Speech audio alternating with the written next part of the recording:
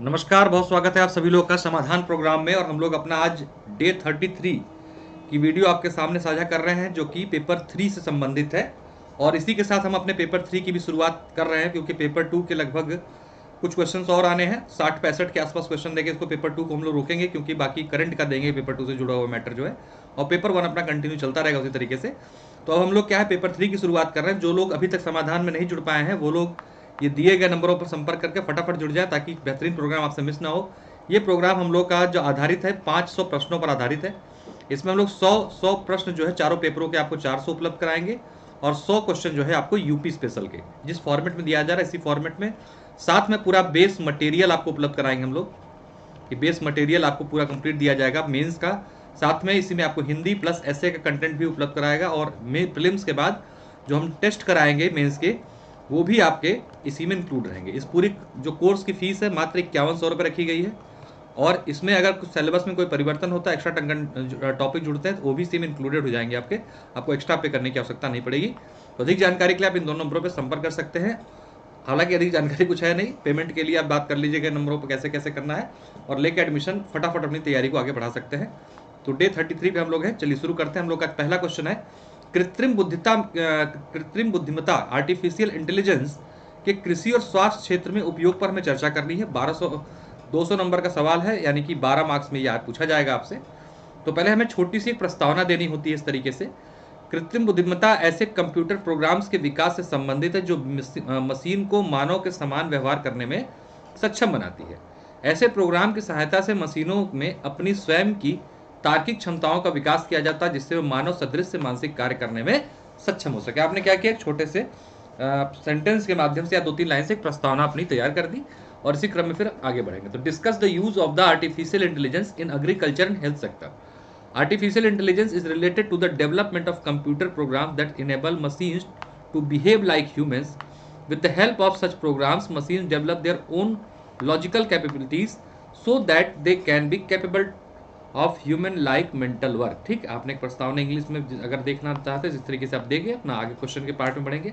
हम फिर आगे बताएंगे कि जो कृत्रिम बुद्धिमत्ता का अनुप्रयोग है वो कई कई सेक्टर्स में है, जैसे कृषि, स्वास्थ्य सहित यातायात परिवहन, उद्योग, साइबर सुरक्षा, दक्षता प्रणाली, बैंकिंग, गवर्नमेंट, कंप्यूटर गेम्स इत्यादि में कई जगहों पर अब लगातार क्या हो रहा है, इसका प्रयोग किया जा रहा है। तो हमसे दो चीजों के बारे में पूछा गया, कृषि और आपका स्वास्थ्य। तो हमें इन दोनों पर ही फोकस करना अपने आंसर को, ठीक है। विश्व के अन्य क्षेत्रों में कृषि में सुधार और उत्पादन की वृद्धि में एआई का प्रयोग किया जा रहा है। मतलब पूरे वैश्विक स्तर पर आर्टिफिशियल इंटेलिजेंस का प्रयोग करके हम कृषि क्षेत्र में लगातार सुधार कर रहे हैं। कैसे कैसे क्या क्या हो रहा है, तो कृषि से क्षेत्र के उत्सर्जन में 20% की कमी, जो पराली जलाने से या अन्य चीज़ों के माध्यम से, जो उर्वरकों को डालने से जो जहरीली गैसें वगैरह निकलती थी, आर्टिफिशियल इंटेलिजेंस के द्वारा उसमें 20% तक की कमी लाई गई है। कृषकों को तापमान, वर्षा, वायु की गति और सौर विकिरण के आंकड़े जो है आसानी से अब उपलब्ध हैं, और उसके अनुसार ही ये कृषि कार्य करते हैं, जो उनके लिए काफ़ी फायदेमंद होता है। आवश्यक फसल उत्पादन, बिक्री हेतु दक्ष प्रणाली के लिए इसका प्रयोग किया जा रहा है कि मार्केट कहाँ पर अच्छी है, किस मार्केट में कब किस चीज़ की उपलब्धता है, ये एकदम रियल टाइम ट्रैकिंग सिस्टम के माध्यम से पता चलता है। फसलों की गुणवत्ता की जांच के लिए जांच की जा रही है इससे, कि किस प्रकार की फसल है और इसकी गुणवत्ता कैसी है। इससे दोनों को फायदा हो रहा है, किसानों को भी और कंज्यूमर्स को भी। बेहतर उपज के लिए अच्छी गुणवत्ता वो पूर्ण बीजों की उपलब्धता इसके माध्यम से सुनिश्चित हो पा रही है।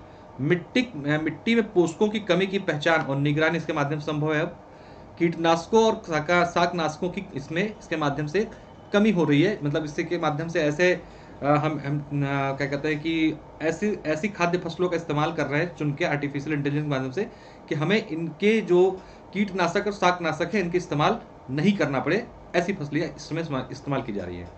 फसल निगरानी में भी कि लगातार कि कोई आवारा पशु और क्या कहते हैं इस तरीके की चीज़ें ना खराब करें इनको। पारंपरिक कृषि पैटर्न में भी सुधार के लिए AI का इस्तेमाल किया जा रहा है, ताकि एक बेहतर गुणवत्तापूर्ण कृषि उत्पादन संभव हो सके। स्वास्थ्य के क्षेत्र में AI दूरस्थ क्षेत्रों में स्वास्थ्य सेवाओं तक पहुंच बढ़ाने में सहायक है। AI संचालित नैदानिक व्यक्तिगत उपचार संभावित महामारी की आरंभिक पहचान भी कर सकता है, ठीक है। AI help in increasing access to health services in remote area। AI stacked diagnostic personalized treatment, मतलब कि इसके माध्यम से हम ना एक जैसे अभी क्या होता है कि सर्दी जुकाम बुखार हुआ तो कॉमन दवाई एक आती है, सबको दे दी जाती है। एआई के माध्यम से क्या हो रहा है कि हम हर एक व्यक्ति की जो बीमारी है उसके आधार पर उसको दवाई देने के लिए अब सक्षम हो रहे हैं धीरे धीरे करके, ठीक है।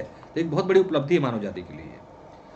तो क्या क्या है इसमें, स्वास्थ्य जीवन पद्धति हेतु कई सारे ऐप आ चुके हैं। जो हाथों में घड़ियां आप देखते हो उस टाइम पे, स्मार्ट वॉच जिसे कहते हो, वो आपके सभी हरकतों पर नजर रखती है और उसके आधार पर आपको इंडिकेट करती रहती है।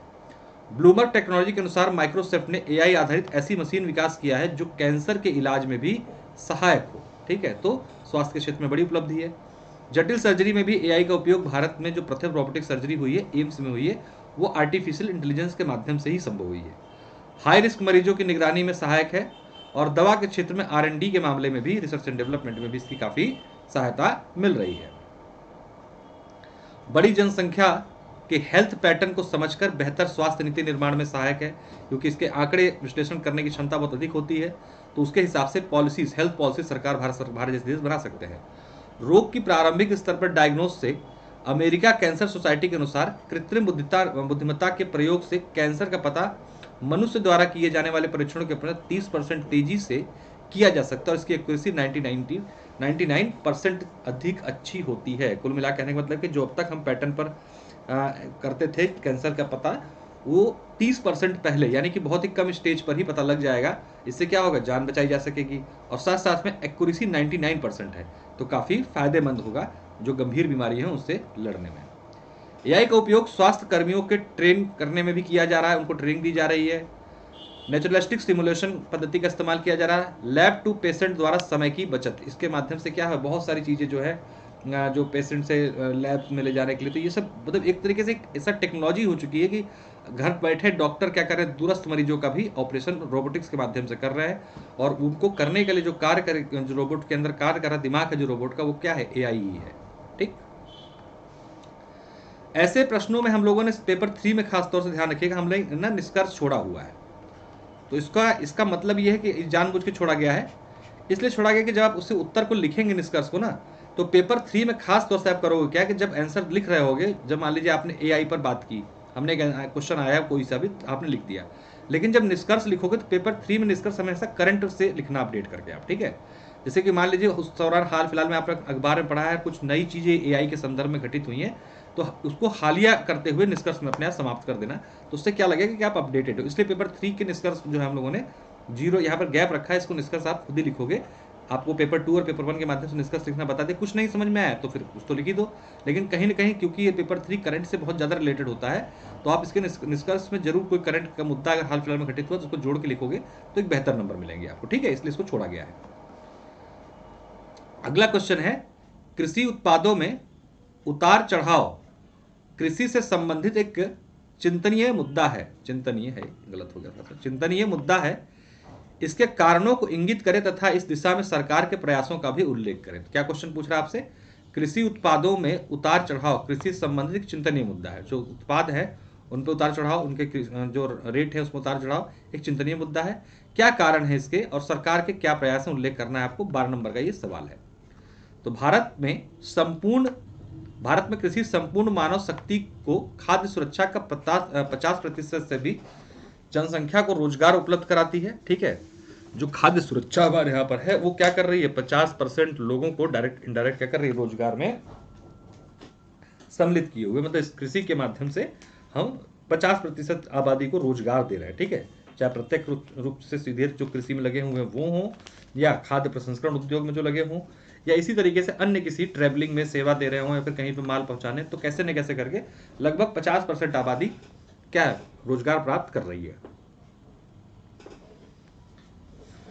कुल जीडीपी में इसका योगदान वर्तमान में 17% के आसपास, और अनेक संरचनात्मक भंडारण संबंधी अवरोधों के कारण कृषिगत उत्पादों के मूल्य में उतार चढ़ाव संपूर्ण जनसंख्या की खाद्य सुरक्षा को प्रतिकूल रूप से प्रभावित करता है तथा सरकार के लिए एक चिंतनीय मुद्दा बनकर उभरा है, ठीक है। तो बहुत सारा जो उतार चढ़ाव है कहीं ना कहीं सरकार के लिए, साथ साथ में एक मनुष्य के लिए, हम जैसे लोगों के, आम आदमी के लिए भी एक चिंतनीय मुद्दा बनकर उभर रहा है कि अगर इस तरीके से हुआ तो खाद्य सुरक्षा को बहुत बुरी तरीके से प्रभावित करेगा, जो कि सीधे मानव के पेट से जुड़ी हुई बात है। क्या क्या कारण है, मानसून पर कृषि की निर्भरता अभी भी कितनी 72% के आसपास है। और जलवायु के बदलते स्वरूप तथा मौसम प्रेरित फसलों की हानि से कृषि उत्पादनों की मांग आपूर्ति में असंतुलन उत्पन्न होता है, जो अंततः किसी बाजार के मूल्य प्रणाली को विकृत कर रहा है। ठीक है, अब जब कोई चीज कम ही पैदावार होगी तो जाहिर सी बात है डिमांड तो उसकी उतनी ही है, तो क्या होगा, तेजी से रेट बढ़ेगा। जैसे आपने अभी देखा यूक्रेन और रसिया के युद्ध से क्या हुआ, गेहूं के रेट बढ़ गए, क्योंकि यूक्रेन जो है अच्छा खासा वर्ल्ड मार्केट में गेहूं का उत्पादक था। तो कहीं ना कहीं जलवायु परिवर्तन और जो बदलता मौसम है वो कृषि की उत्पादन क्षमता को गिरा बढ़ा रहा है, मतलब कम हो जा रहा है उससे उत्पादन, और क्या हो रहा है, मार्केट में वैल्यूज में अंतर आ रही है। भंडारण और आपूर्ति संबंधी अवरोधों के कारण भी इनकी कीमतों में और भी वृद्धि हो रही है। ठीक है, भंडारण की क्षमता हमारे पास नहीं है अच्छी, ठीक है, और आपूर्ति श्रृंखला जो है वो परफेक्ट नहीं है। ये भी क्या है, कारण है किस चीज का, इनके कीमतों में वृद्धि की। अतार्किक समर्थन मूल्य प्रणाली जो एमएसपी का उतार चढ़ाव जो होता है वो कुछ फसलों के लिए है, कुछ के लिए नहीं है, उसमें भी लगातार विवाद बना रहता है। तो ये भी कारण कहीं ना कहीं क्या है, इसके उत्पादन और क्या कहते हैं इसके मूल्यों को प्रभावित कर रहा है। पूर्वानुमान तंत्र की अपर्याप्तता, हमारे पास पूर्वानुमान तंत्र नहीं है हमारे पास कि किसकी पैदावार कितनी होगी और किस प्रकार से ये मार्केट को प्रेजेंट कर पाएगी नहीं कर पाएगी, इस तरह की कोई प्रणाली नहीं, क्योंकि जिस आधार पर हमारे यहाँ कृषि पद्धति अभी ग्रामीण स्तर पर चल रही है वो अवैज्ञानिक ढंग से विकसित हो रही है या विकसित हुई है। इसलिए हम पूर्वानुमान लगा नहीं पाते। जब आंकड़े मार्केट में आ जाते हैं या माल आ जाता है तब हमें आइडिया लग पाता है। कभी कभी एक्स्ट्रा हो जाता है तो कीमतें गिर जाती हैं, कम हो जाता है तो कीमतें बढ़ जाती हैं। तो ये भी एक कारण है। कृषिगत वस्तुओं में वैश्विक नेटवर्क के कारण अंतर्राष्ट्रीय मूल्य अस्थिरता का प्रभाव घरेलू बाजारों को भी आच्छादित होता है। जैसे रूस यूक्रेन वाले पे आपको बताया मैंने, ठीक, इससे भारत के भी गेहूं का रेट क्या हुआ, बढ़ गया क्योंकि डिमांड बढ़ गई। ठीक, कृषि उत्पादों की उत्पादन वितरण भंडारण श्रृंखला में अनेक बिचौलियां हैं, माध्यमों की उपस्थिति भी है, इसके मध्यस्थों की उपस्थिति भी है। इसके कारण भी क्या होता है, इसके दामों में जो किसान का रेट होता है उससे कई गुना अधिक आपको देखने को मिलता है। आपूर्ति श्रृंखला के साथ ही कृषि बाजारों द्वारा विभिन्न प्रकार के प्रभारों के आरोपण, मतलब कई प्रकार के कर लगाए जाते हैं और कृषि उत्पादों की कीमतों पर कास्केडिंग इफेक्ट का बहुत बड़ा प्रभाव है। मतलब देखने में तो आपको गेहूं दिखेगा 12 रुपए किलो, लेकिन जब आटा लेने जाओगे तो कहाँ मिलेगा, 45-50 रुपए किलो। इतना बड़ा अंतर आ जा रहा है किसमें, इसका इश्यू कहते हैं कास्केडिंग इफेक्ट। ठीक है, तो ये अंतर जो है बीच वाले बिचौलिया जो हैं और प्रोसेसिंग में जो लग रहा है तो बड़ा अंतर है। किसान को तो मिला 12 रुपए किलो ही, हो सकता है उसको 10 ही में बेचना हुआ हो, बाद में कहीं मंडी में 12 जाकर रेट हुआ उसका।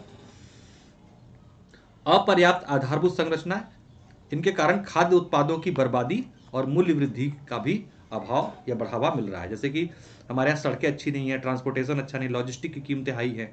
इसकी वजह से क्या हो रहा है, बहुत सारे ऐसे उत्पाद होते हैं जो कि फल खास तौर से रास्ते में ही खराब हो जाते हैं क्योंकि सही जगह तक सही समय पर नहीं पहुंच पाते हैं, और जब बर्बादी होती है तो वो फेंका भी जाता है और साथ साथ में उनकी कमी कारण मूल्य वृद्धि में हमें देखने को मिलती है। नीति आयोग ने प्रतिवर्ष 92,000 करोड़ प्लस का जो है माना है कि हमारे यहाँ पे खराब हो जाता है। ठीक है, क्या जो फसल है हमारी, ठीक, तो ये बहुत बड़ा डाटा है, बहुत बड़ा नंबर है, ये खराब हो जाने वाला डाटा है। नीति आयोग ने इसको जारी किया है। सरकार ने क्या क्या प्रयास किए हैं, मॉडल कृषि उत्पादन और पशुधन विपणन एक्ट 2017 कृषकों के उपज को सुनिश्चित मूल्य करने के लिए एक नया एक्ट लेकर आया है, किसमें एक निश्चित कीमत तय की जाएगी और उसको सरकार द्वारा उपलब्ध कराया जाएगा किसी फॉर्मेट में लाके। ऑपरेशन ग्रीन, फल सब्जियों के उत्पादन को बढ़ावा देना, मूल्य अस्थिरता को नियंत्रण में रखेगा। मतलब हम क्या कर रहे हैं, हम सिर्फ अनाज नहीं फल और सब्जियों को भी बढ़ावा दे रहे हैं, क्योंकि फल सब्जियां जब ज्यादा होंगे इनके रेट जो है कम होंगे। अभी बहुत ज्यादा महंगी चीजें चल रही हैं। ठीक है, ये ऑपरेशन ग्रीन इसीलिए लाया गया है। कृषि उत्पादन विपणन समिति एक्ट एपीएमसी के द्वारा कृषि बाजारों में कृषि मूल्य हेतु खुली नीलामी का एक तंत्र स्थापित करना। अभी जो है बिचौलियों का बड़ा आतंक है, तो इसलिए सरकार चाहती है कि यहाँ पर खुली नीलामी हो, जिससे किसान को उसकी वास्तविक आय मिल सके। ठीक है, मूल्य स्थिरीकरण वस्तुओं के माध्यम से कृषि बागवानी वस्तुओं की मूल्य स्थिरता को विनियमित करने का भी प्रयास किया गया है। उत्पादन की लागत के साथ एमएसपी को लिंक करना, जैसे कि उत्पादन की लागत जितनी है उसी के आधार पर उनको एमएसपी मिले। पता चल लागत ज्यादा हो जा रही है, एमएसपी सरकार ने कम कर रखी है, कभी कभी पैदावार कम हो गई किसान की और सरकार की एमएसपी 12 रुपए पर किलो के आधार से, पता चला लागत उसकी 15 रुपए आ रही है, तो क्या होगा, नुकसान होगा ऐसे, है ना। 22,000 कृषि हाटों का निर्माण किया गया। कृषि हाट मतलब ग्रामीण कृषि बाजार है जहां पर आसानी से किसान पहुंचकर अपने जो माल है उनका बेच सकेंगे उसको। ठीक है, तो ये सब सरकार के द्वारा किए गए प्रयास है हमारे। ठीक, फार्मर प्रमोशन ऑर्गेनाइजेशन को 5 वर्ष हेतु आयकर रियायत इसको दी जा रही है। ठीक है, कि ये जो एक ये ऑर्गेनाइजेशन है फार्मर प्रमोशन की, उसको 5 वर्ष तक टैक्स फ्री रखा गया है। 470 एपीएमसी बाजारों को ई नाम बाजार से लिंक किया गया है। ई नाम बाजार क्या है?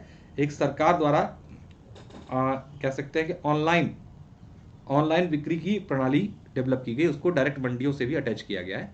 उपभोक्ता मामले विभाग द्वारा 21 खाद्य वस्तुओं की कीमतों की निगरानी, जिसके समय सीमा के अंतर्गत हस्तक्षेप लागू किया जाएगा। मतलब उनको देखा जाएगा कि उनकी वस्तुओं की जो कीमत मार्केट में है, क्या उसी सापेक्ष किसानों को भुगतान हो पा रहा है कि नहीं हो पा रहा है, या ऐसा तो नहीं उसकी कीमत कम है लेकिन कंपनियों द्वारा अधिक ऐंठा जा रहा है। जैसे आप लोग देखते होंगे कि भुट्टा छील छाल के पॉलिथीन बंद करके 100 रुपये में बेच दिया एक भुट्टा, बाहर मार्केट में 5 रुपये का। तो ये जो अंतराल पैदा हो रहा है कंपनी बेनिफिट के आधार पर, उस पर निगरानी रखने की बात जो है की जाएगी। किसके द्वारा? उपभोक्ता मामले के विभाग के द्वारा। ठीक है, उपयुक्त प्रयासों के क्रियान्वयन में दक्षता और पारदर्शिता आवश्यक है ताकि 2022 तक कृषकों की आय दोगुनी करने का लक्ष्य व नीति आयोग की रणनीति 75 का लक्ष्य प्राप्त किया जा सके। इसे आप लोग, जैसे मैंने कहा कि ये अपडेट करना होगा आपको समय समय पर, तो निष्कर्ष जो है अपने हिसाब से आप अपडेट करके बदल सकते हैं। ठीक है, तो निष्कर्ष पेपर 3 में आप अपडेटेड लिखेंगे। अगला क्वेश्चन है, प्रधानमंत्री कृषि सिंचाई योजना के उद्देश्यों पर प्रकाश डालें तथा प्रति बूंद अधिक फसल पर ड्रॉप मोर क्रॉप को स्पष्ट करें और इसके हालिया प्रगति का उल्लेख भी करें। ठीक है, भारतीय जलवायु मानसूनी प्रकार की है तथा आज भी भारतीय कृषि का लगभग 70% वर्षा जल पर निर्भर है कृषि हमारे। ठीक है, यही कारण है कि भारतीय कृषि अभी भी मानसून का जुआ बनकर रह गई है। इस पर मानसून की अनिश्चितता तथा सिंचाई के अन्य विकल्पों के अपर्याप्त विकास भी एक बड़ी समस्या क्या कहते हैं उभर कर सामने है। आपने बताया कि क्यों जरूरत पड़ रही भाई हमें, तब बताओगे ना, तो समस्या तो इंगित करोगे। तो आपने प्रस्तावना में बता दिया कि आखिर इसीलिए क्या है। 1 जुलाई 2015 को हर खेत को पानी लक्ष्य के साथ PMKSY की शुरुआत की गई, जो कि सिंचाई आपूर्ति श्रृंखला के अवरोध को वन स्टॉप समाधान प्रस्तुत करती है। इसलिए जो मंत्रालय है कृषि कल्याण मंत्रालय के अंतर्गत इसकी शुरुआत की गई है। ठीक है, उद्देश्य क्या है पर ड्रॉप मोर क्रॉप का? पर ड्रॉप मोर क्रॉप, खेत में जल की उपलब्धता और वृद्धि व किसान भूमि की बढ़ोतरी हो, इसके माध्यम से बेहतर प्रौद्योगिकी द्वारा जल के दक्षतापूर्ण व किफायती प्रबंधन किया जा सके। जल संचयन, जल प्रबंधन, कृषि हेतु फसल संयोजन इत्यादि गतिविधियों को प्रोत्साहन इसके माध्यम से किया जाएगा। जल बचत तकनीकों को अपनाने पर बल और सिंचाई हेतु निजी निवेश को प्रोत्साहित करना, ये सारे के सारे पर ड्रॉप मोर क्रॉप के क्या है? टारगेट या उद्देश्य है। ठीक, अब देखते हैं इसकी पहल के बारे में। इस पहल का क्रियान्वयन कृषि सहकारिता व कृषि कल्याण विभाग द्वारा किया जा रहा है। इसके अंतर्गत स्प्रिंकलर, ड्रिप इत्यादि माइक्रो इरिगेशन प्रणालियों के द्वारा खेत में जल का उपयोग दक्षता बढ़ाने को केंद्रित किया गया। मतलब इनका इस्तेमाल करके, स्प्रिंकलर है, ड्रिप सिंचाई है और माइक्रो इरिगेशन प्रणालियों का इस्तेमाल किया जा रहा है, जिससे क्या हो, कम जल खर्च हो और अधिक उपलब्धता हो। मतलब इससे क्या होता है, जो जल की बर्बादी होती है वो नहीं होती। जितना जल या जितना पानी उस फसल के लिए चाहिए एग्जैक्ट उतना ही मिलता है, फालतू का बहता नहीं रहता है। तो इससे क्या हो रहा है, एक तो अति जल की समस्या से जो पौधे मर जाते हैं वो भी नहीं मर रहे हैं, और साथ साथ जो जल की बर्बादी होती है वो भी रुक रही है। ड्रिप प्रणाली से जल की बचत के साथ ही उर्वरक उपयोग में भी कमी, श्रम की बचत और अन्य आगतों की लागत में भी कमी आई है। ड्रिप क्या है? एक प्रणाली, एक पाइप समझिए, इस तरीके से एक पाइप सिस्टम से होता है। ठीक है, एक पाइप लगा दिया जाता है, इसमें जगह जगह छोटे छोटे छेद कर दिए जाते हैं। ये इसका मान लीजिए एक सिस्टम जहाँ से अटैच हुआ है, यहाँ पे नल लगा हुआ है, यहाँ पर एक ऑपरेटर बैठा हुआ, पूरे खेत में जाल फैला हुआ और इसी पे यहीं पे चारों तरफ आपके फसल के ऊपर लगा दिए गए हैं। अब यहीं से पानी जा रहा है, जब जितना पानी यहाँ खोल दिया जाता है और जब जरूरत पड़ती है इसी में उर्वरक डाल दीजिए तो वो भी इसी संग बह के पेड़ों तक पहुंच जा रहे हैं। ठीक, उर्वरक भी। तो इससे क्या हो रहा है, एक ही आदमी यहाँ बैठा हुआ है, यही सारा काम कर दे रहा है। अब जो छींटने के लिए, खाद छींटने के लिए पहले तो बहुत सारे आदमी लगते थे खेतों में, फिर पानी के लिए एक आदमी, रात भर 2-4 आदमी लगातार खेत को देखते थे, तो उस सब की समस्या जो है खत्म हो गई। तो यानी कि श्रम की भी बचत और क्या कहते हैं लागत की भी बचत यहाँ पर हो रही है और कम। अब जब इसके साथ उर्वरक जाएगा ना तो बहुत कम उर्वरक की जरूरत पड़ेगी, क्योंकि फालतू उर्वरक जरूरत ही नहीं है, बहुत कम मात्रात्मक रूप से यहाँ पे भेजा जाता है। अभी हालिया क्या डेवलपमेंट हुए हैं, 2015 से 20 तक लगभग 47 लाख हेक्टेयर क्षेत्र को PMKSY यानी कि पर ड्रॉप मोर क्रॉप इनिशिएटिव के माध्यम से कवर किया जा चुका है, जो अब तक 102 लाख हेक्टेयर हो चुका है। हाल ही में राज्य सरकारों के इसके अंतर्गत 2020-21 में हेड 400 करोड़ का वार्षिक आवंटन किया गया तथा नाबार्ड के साथ 500 करोड़ रुपए की सूक्ष्म इकाई फंड भी बनाया गया है। ठीक है, तो ये भी लेटेस्ट डेवलपमेंट है। आप इसको और भी अगर कुछ आपके पास डाटा है तो उसको भी इंक्लूड, देखिए पेपर 3 जो है डाटा का पेपर है, खास तौर से अगर आप इसमें पेपर 3 में कोई भी क्वेश्चन उठा ले जाएंगे तो आपको लेटेस्ट डाटा से अपडेट करना पड़ेगा इसको। ठीक है, हम तो दे ही रहे हैं, आपके पास जो भी डाटा हो आप भी इसमें इंक्लूड कर सकते हैं, आप पूरी तरीके से स्वतंत्र हैं। अपने प्रिंट आउट निकाल लीजिएगा, जगह बहुत खाली रहती है अगल बगल, आप वहाँ पर नए डाटा भी लिख सकते हैं। हम इसका करंट वाला भी देंगे, अभी तो ये ट्रेडिशनल चल रहा है, अभी इसमें कुछ ट्रेडिशनल कुछ करंट मिला के चलता है पेपर 3, आपको पता है, तो हम लोग करंट अफेयर के भी इसके देंगे। 2021-22 के बजट में पीएमकेवीवाई के 11,588 करोड़ का आवंटन किया, जो कि लगभग विगत वर्ष के समान राशि ही है। ठीक है, तो ये आपने रिसेंट डेवलपमेंट के डाटा दे दी, क्योंकि डाटा आपके उत्तरों को पुष्ट करते हैं, क्योंकि जो आपसे इसीलिए देखते हैं ना आप लोग पेपर में 50-50 नंबर भी आते हैं थर्ड पेपर में, इसीलिए आते हैं क्योंकि हम सपाट उत्तर लिख के चले आते हैं पेपर 3 का। जब सपाट उत्तर लिखोगे तो सपाट नंबर मिल जाएगा, और वही देखते हो कुछ बच्चों के नंबर इसमें 100 पार भी आसानी से हो जा रहे हैं, 110 नंबर भी आ जा रहे हैं। तो जितना ज़्यादा डाटा और जितना ज़्यादा फैक्ट के साथ पुष्ट करोगे अपने उत्तर को, आपका पेपर 3 उतना ही अच्छा हो जाएगा। ठीक है, तो आपको इसी रूप में लिखना है चीज़ों को।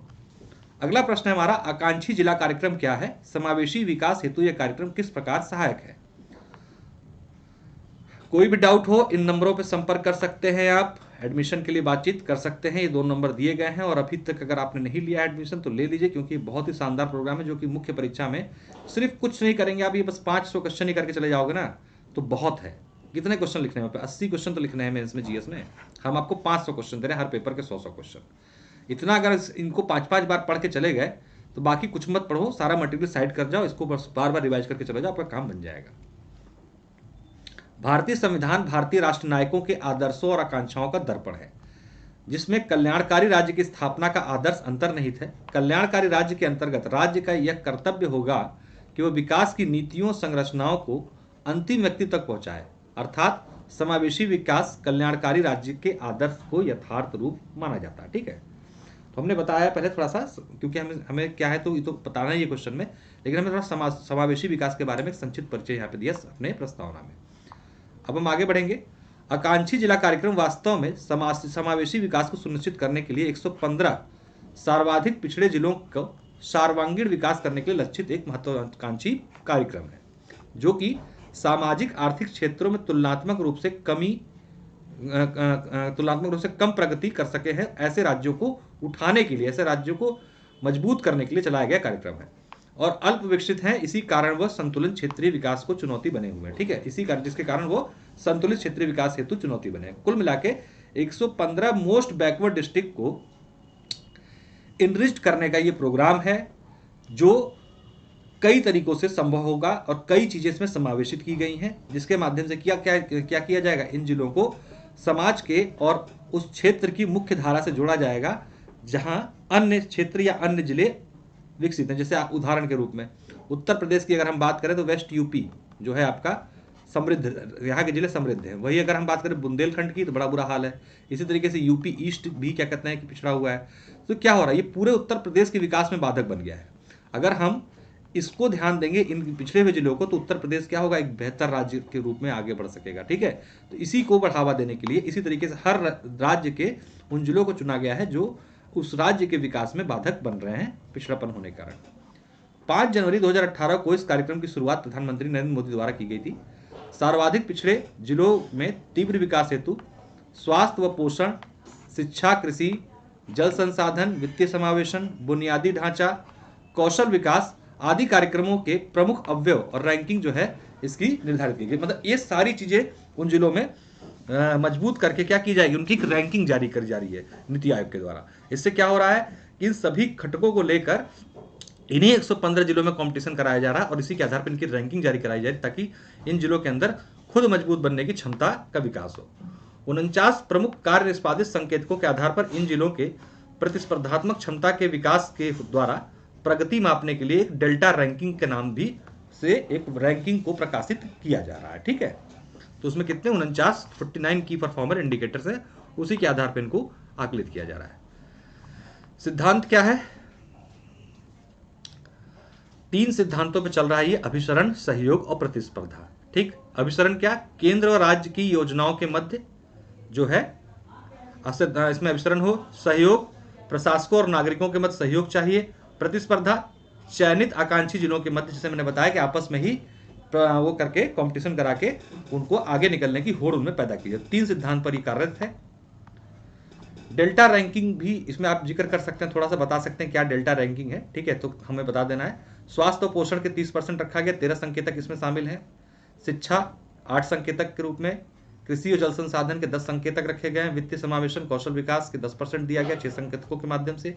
बुनियादी और संरचना का 10% 7 संकेतकों के माध्यम से, 49 कुल संकेतक है इसमें, ठीक है। अब तक 2 बार कुल डेल्टा रैंकिंग जारी की जा चुकी है, ठीक है। तो ये की फीचर्स है, आपने बता दिया, अगर नहीं बताएंगे तब भी कोई दिक्कत नहीं, थोड़ा बहुत इसके बारे में लिख सकते हैं तो लिख दीजिए, अच्छा रहेगा। समावेशी विकास में कैसे सहायक है? समावेशी विकास इंक्लूसिव ग्रोथ, ठीक है, पूरे भारत की ग्रोथ के लिए कैसे सहायक है? सर्वाधिक पिछड़े जिलों के समावेशी विकास को लक्षित किया जा रहा है इसके माध्यम से। तो उस क्षेत्र में जो लोग रह रहे हैं, जब उनका विकास होगा तो वो अपने लिए शिक्षा, स्वास्थ्य, आगे चीजों की बात करेंगे। अगर उनको ये सारी चीजें दी जा रही हैं अपने क्षेत्र में तो उनका पलायन रुकेगा। स्वास्थ्य, शिक्षण, पोषण, वित्तीय समावेशन, कृषि जैसे सर्व उपयोगी क्षेत्रकों को वरीयता इसमें दी गई है, क्योंकि यही एक मनुष्य के लिए, एक समाज के लिए सबसे जरूरी चीजें हैं। केंद्र राज्य के मध्य जो है समन्वय इससे बढ़ेगा। प्रशासकों और नागरिकों के मध्य इसमें सहयोग, क्योंकि यही की फीचर्स, इन्हीं पॉइंट्स पर ये आधारित है, ठीक है। संतुलित क्षेत्रीय विकास की केंद्रित, संतुलित क्षेत्रीय विकास पर ये केंद्रित है, मतलब कि एक क्षेत्रीय जो विकास है हमारा वो संतुलित हो, मतलब ऐसा ना हो कि एक राज्य उठता चला जा रहा है, दूसरा राज्य गिरता चला, जैसे कि हम लोग देखते हैं कि महाराष्ट्र, गुजरात ये अच्छे मतलब डेवलप्ड राज्य माने जाते हैं। इसी क्रम में अगर देखेंगे तो बिहार, उड़ीसा, उत्तर प्रदेश ईस्ट वाला जो सेक्शन है क्या है, पिछड़ा है, तो ये असंतुलित विकास है, इसको बदलना है, इसीलिए इसको लाया गया है। Champion of the change, most favour जैसी श्रेणियों द्वारा समावेशी विकास हेतु प्रतिस्पर्धा को प्रोत्साहन किया जा रहा है इसके माध्यम से। सामान्य आरोपित अप्रोच के स्थान पर प्रत्येक जिले की क्षमता अनुसार अप्रोच और कार्य, मतलब कि क्या होता था, पहले एक नीति बनाई गई, सभी राज्यों को और सभी जिलों पर लागू कर दी गई, ठीक है। योजना जो पहले योजना आयोग जैसे काम करता था, एक योजना बनाई सब पे, अब पता चला एक यहाँ पर खाना ही नहीं है, अब वहां के लिए योजना आ गई है, क्या कहते हैं कि 5G नेटवर्क लगवाओ। तो जरूरत क्या है भाई, जिस जिले में जिस चीज की आवश्यकता पहले वो तो पूर्ति करो आप। अब 5G नेटवर्क क्या करे, खाएगा आदमी वहां का जिले का, नहीं ना। तो यहां पर जो काम चल रहा है इसके माध्यम से हर जिले में जिस अप्रोच से या जिस चीज की जरूरत है उस पर काम किया जा रहा है, न कि फालतू का, ठीक है। जहां जिसकी आवश्यकता वहां वो चीज पहुंचे।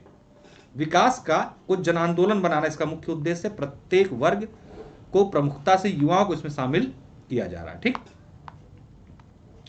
नीति आयोग ने @75/2022 का एक नया भारत निर्माण, मानव विकास संकेतक HDI में सुधार, सतत विकास लक्ष्य इत्यादि के दृष्टिकोण से यह महत्वाकांक्षी कार्यक्रम न केवल समावेशी विकास में सहयोग होगा वरन प्रगति, समन्वय, संतुलन और सर्वथा नवीन दिशा भी इनको देगा, ठीक है। इस तरीके से करके आप अपने हिसाब से निष्कर्ष को बदल भी सकते हैं नए कुछ डाटा के साथ, ठीक है।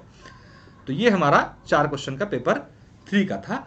आप लोग एडमिशन लेने के लिए समाधान बैच में इन नंबरों पर संपर्क कर सकते हैं और फटाफट ले सकते हैं, क्योंकि बहुत तेजी से अभी कार्यक्रम चलेगा। बीच में थोड़ी सी दिक्कतें हो गई थी, इस वजह से थोड़ा धीमी हो गई थी गति, लेकिन अब बहुत तेजी से चलने वाला कार्यक्रम ये, और इसमें हम लोग समय के साथ कुछ चीजें और भी एड ऑन करेंगे, आप लोग को मिल जाएगा। लेकिन ध्यान रखिएगा, अभी इसकी फीस 5100 रखी गई है, लेकिन जैसे ही ये घोषित हो जाएगा कि जो ऑप्शनल अगर हट जाता है उसकी जगह 2 पेपर ऐड हो जाएंगे, तो यानी कि 200 सवाल और हम देंगे इसमें, तो ये सवाल 500 की जगह कितने हो जाएंगे, 700 प्लस हो जाएंगे, ठीक। तो इसकी फीस जो है हम बढ़ा के 6500 से 7000 करेंगे, लेकिन जो लोग अभी जुड़ जाएंगे उनको इतना ही पे करना रहेगा। इसलिए ऑफिशियल अनाउंसमेंट होने से पहले जो है आप लोग इसमें एडमिशन ले लें, ताकि आप लोग को एक्स्ट्रा पेमेंट ना करनी पड़े। दिए गए नंबर पर संपर्क कर सकते हैं। तो फिलहाल के लिए इतना ही रखते हैं, फिर मिलते हैं नेक्स्ट वीडियो के साथ। धन्यवाद, नमस्कार।